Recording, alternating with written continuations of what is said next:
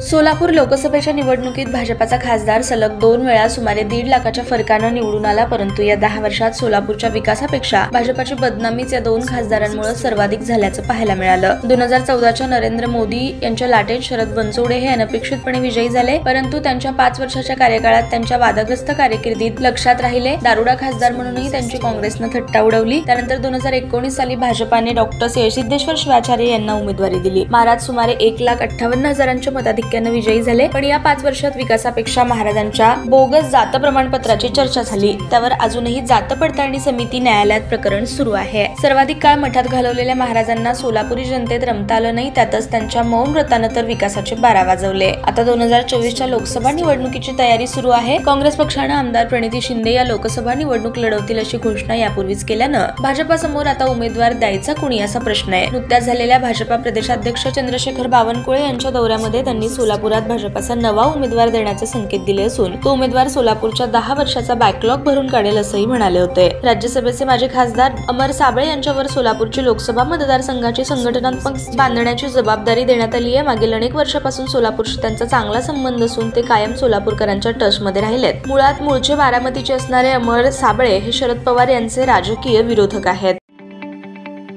ताज्या बातम्या पाहण्यासाठी प्राईम महाराष्ट्र न्यूज चॅनलला सबस्क्राईब करा।